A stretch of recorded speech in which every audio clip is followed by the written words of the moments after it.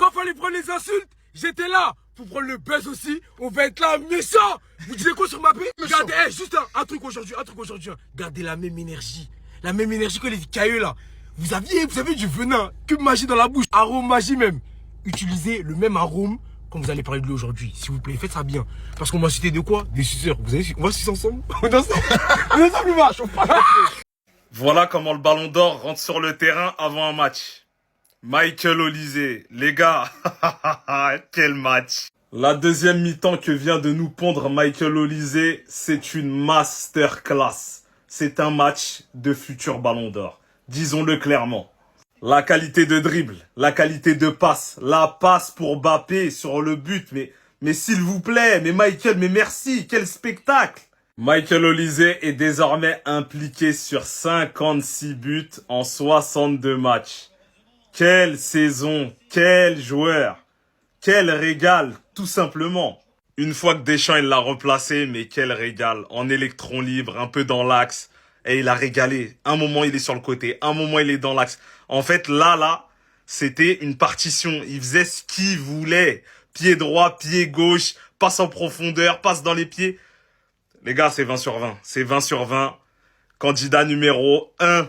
Ouais, disons-le, candidat numéro 1 au titre de Ballon d'Or. Ferme ta bouche et cours. En fait, quand t'es dans celle-là, je suis obligé de m'incliner. Je t'ai beaucoup critiqué, et à juste titre. Encore une fois, on l'a vu, première période, techniquement, c'est pas juste. Mais quand tu pars au sprint, en fait, qui te peut? 3 occasions dangereuses aujourd'hui, et c'est les 3 mêmes. Surtout quand t'as un passeur qui s'appelle Michael Olise. Le meilleur joueur du monde, je le rappelle, aujourd'hui, c'est lui qui a changé le match, repositionné dans l'axe. On a vu, c'était le jour et la nuit comparé à Dembélé. Dans un premier temps, sur un éclair de génie, ici, il va réussir à trouver Mbappé dans la profondeur. Mbappé qui va bicrer à son action. Mais je le répète, quand tu joues avec un joueur exceptionnel qui s'appelle Michael Olise, des caviars, t'en reçois n'importe quand dans le match. Et juste après, il va lui renvoyer une super passe dans la profondeur, dans les meilleures conditions. Et cette fois-ci, Mbappé va finir. Et après, bien évidemment, quand t'as un joueur comme Mbappé qui est en confiance, ça fait trembler le monde entier. Et il a montré un super frappe de loin, je sais même pas d'où ça sort, pleine lucarne, et personne ne pourrait rien dire sur lui aujourd'hui, même si son match dans l'ensemble il n'est pas extraordinaire. On gagne 3-1, doublé de sa part, merci à lui. Sans oublier les défenseurs centraux aujourd'hui, je sais qu'il y en a qui vont pas en parler, mais c'est grâce à eux qu'on gagne le match, parce qu'en première période, c'est les seuls à tenir la baraque. Saliba extraordinaire, et surtout Upamecano infranchissable. Je vous l'ai dit, ce mec là avec ses qualités, ça doit être le meilleur défenseur central au monde. Et encore une fois, merci au Bayern. Ces joueurs là, je vous en parle toute l'année, vous payez dans mes oreilles, maintenant vous comprenez.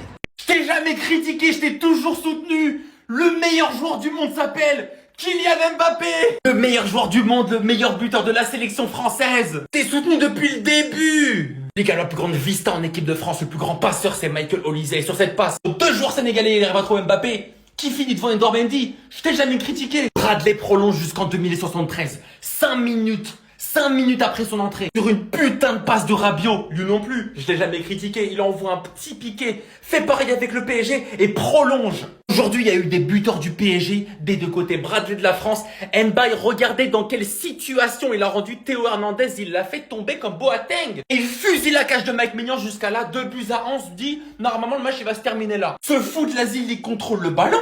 Il envoie un missile prédateur en pleine lucarne.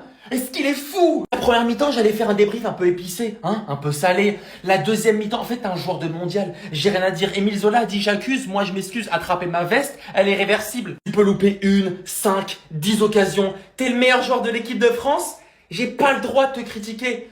Jetez-moi des cailloux dans les commentaires, je le mérite. Mais je veux que tu restes comme ça toute ta carrière, nul au Real et exceptionnel en équipe de France. Ta première mi-temps, j'avais envie de t'insulter, mais j'ai oublié qui t'étais en Coupe du Monde, j'ai oublié. Pardon, j'ai oublié qui t'étais dans cette compétition. T'as plus de buts que Pelé, Messi en Coupe du Monde, t'es fou. T'es complètement fou. Après Messi joue cette nuit, on se calme. La première mi-temps était horrible de la part de toute l'équipe et je pensais qu'on allait se faire fouetter en deuxième. Mais la deuxième, on a remis le pied sur le ballon et on a tous été monstrueux. Sauf un. De qui je vais m'occuper dans une autre vidéo. Ah pardon, il y a lui aussi, qui est complètement fautif sur le but et qui doit jamais prendre ce but, même si heureusement aujourd'hui, ça nous a pas coûté cher. Je peux pas continuer ce débrief sans parler de ce fou furieux. Parce que ce mec-là, si Mbappé met pas son deuxième but de fou, c'est l'homme du match. Parce que dès qu'il y avait quelque chose de dangereux qui arrivait de la part de l'équipe de France, c'était Olise. Et le premier but d'Mbappé, tout est dans la passe d'Olise, même si la finition elle est exceptionnelle. Il jouait sur l'aile, on était nul en 10, ça venait du côté droit. Il échangeait avec Dembélé, et bah ça venait du centre parce que Dembélé était au centre. Il rééchangeait, ça revenait de lui. Le problème c'était pas les postes, c'était juste les joueurs. Olysée met une claque à Dembélé dans ce début de Coupe du Monde. Bref, encore une fois, merci le football. La première mi-temps, elle était terrible à voir, rien à se mettre sous la dent. Les Sénégalais qui nous graillent. D'ailleurs, il faut féliciter les Sénégalais parce qu'ils ont fait un match de fou. Ils méritent de marquer en première mi-temps. Après, en deuxième, on a remis le pied sur le ballon, mais au final, ils finissent par marquer, à avoir quelques occasions. La deuxième mi-temps, elle est exceptionnelle. Rabiot, gros match. Rabiot, gros match. Même si la première, tout le monde était un peu dans le jus. Deuxième mi-temps, j'ai kiffé. Et la passe sur Bradley, c'est fou. Et Bradley qui rentre à la place de Dembouz, il fait des différences directes. La première mi-temps m'a réellement fait peur au sujet de l'équipe de France sur cette Coupe du Monde. La deuxième mi-temps m'a effacé beaucoup de mes doutes. Parce que comment on a joué 1000 pieds sur le ballon et dominer une équipe comme le Sénégal qui est très dur à aller jouer, c'est trop fort. Tu m'enlèves juste Dembélé de ce 11 et tu me mets Barcola ou Cherki et on est parfait. Magnifique, les 3 points, ils sont exceptionnels, ils font du bien. On est quasiment sûr d'être premier du groupe, même si la Norvège, il faut pas sous-estimer, et la qualification, elle est assurée. Les gars, beaucoup de choses à dire sur ce match. Quelle fin de match! Là, je suis désolé mes frères sénégalais, mais là, je vais faire toutes les vidéos avec le maillot de Mbappé comme ça à l'envers, je suis obligé. Il y a beaucoup de choses à dire sur ce match. Une première mi-temps dominée par le Sénégal. Dans le jeu, dans l'intensité, dans les duels, même dans la mentalité, dans tout. En première mi-temps, le Sénégal, ça jouait archi bien. Et d'ailleurs, ils ont eu 2 grosses occasions avec le poteau de Jackson et l'action ratée d'Ismaïla Assar. Malheureusement, sur les 2 occasions, il n'y a pas eu de but. Deuxième mi-temps, c'est tout l'inverse. Un Sénégal méconnaissable, j'ai pas compris. Ça jouait plus, ça laissait des espaces. Et quand tu laisses des espaces à l'équipe de France, mais c'est impossible à tenir, c'est pas possible. Ça a commencé à chauffer petit à petit entre Olysée et Kix. Il y a eu cette première occasion où ça joue à quelques centimètres sur une super passe d'Olysée et Mbappé il est proche de la reprendre. Quelques minutes après, rebelote, on reprend les mêmes. Olysée qui délivre un caviar à Kylian dans la profondeur, dans le trou. Et Kylian qui finit. Et à partir de là, c'est terminé, tu peux plus rien faire. Tu perds 1-0, t'es obligé de te découvrir encore plus. Il y a encore plus d'espace. Barcola, il rentre et avec sa vitesse, il vient exterminer le Sénégal. Une magnifique passe de Rabiot en profondeur sur un superbe appel de Barcola. Barcola qui fait un piqué à Mendy. Et malheureusement, Mendy peut rien faire. Et pourtant, c'est Mendy qui maintenait le Sénégal en vie en seconde période. Juste avant les buts, il a fait 2 grosses parades. Ça chauffait, ça chauffait. Mais maintenant, Mendy peut pas tout faire. Les gars, Edouard Mendy peut pas tout faire. Et à un moment donné, l'attaque de l'équipe de France est beaucoup trop forte. Quand t'as Olysée comme maestro, qui délivre que des caviars. Quand t'as Mbappé, qui fait que des appels dans la profondeur. Et que t'as des joueurs comme Barcola qui rentrent, comme Cherki qui rentrent.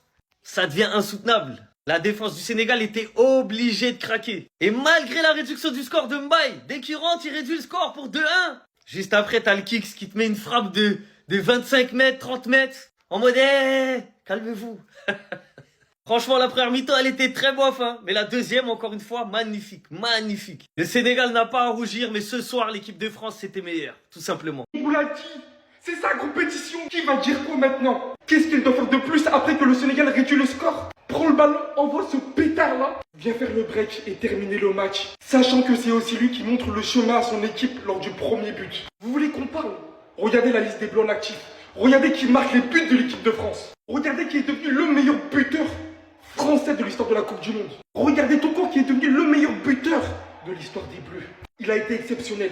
S'il prenait pas cette initiative, ce leadership à un certain moment donné dans le match, alors que les Bleus n'y arrivaient pas, les Bleus ne s'en sortaient pas, alors que le Sénégal a eu des folles occasions. L'entrée de Barcola, exceptionnelle. Mais ça, c'est hors du commun et vous allez plus nous la faire. C'est sa Coupe du Monde, c'est son équipe, c'est son ballon d'or. Son match aujourd'hui, j'ai juste pas les mots en fait. L'espace qu'il a bouffé, certes il a raté beaucoup d'occasions, mais l'espace qu'il a bouffé sur les passes de ses coéquipiers, notamment de Olysée, c'est tout simplement beaucoup trop fort les gars. Là au bout d'un moment, faut juste respecter. Le Sénégal, vous avez été incroyable. Et je sais que vous allez vous reprendre rapidement. Mais avec des joueurs comme ça, 3-1, la France gagne. Aujourd'hui, il a coaché comme un Africain. Un Africain, les gars. Il a coaché comme si il jouait à la CAN, il joue contre l'Ouganda, il joue contre je sais pas qui. Il joue contre la France, bordel de merde. Contre des... C'est pas la CAN, BG. C'est pas la CAN. Lui, c'est un Ivoirien, il est là, il regarde les fans des Sénégalais. Il a pris jusqu'à la 75e minute pour faire le changement. Tout le match, Lamine Camara, il pue la merde. Tout le match, Lamine Camara, il pue la merde. 10 000 pauses fraîcheur. Mais est-ce que Pape Thiaw, il a bu de l'eau? Dans les pauses fraîcheur, c'est pour rafraîchir ta tête, ta mémoire. Tu vois tous les problèmes. Sors les joueurs, sors les joueurs. Sors-les, putain, wesh. Lamine Camara, du début jusqu'à la fin, il a rien fait de bon. Il a rien fait de bon. Wesh, sors-le-moi. Ismaël Assar, il était percutant, mais il rate des trucs de ouf.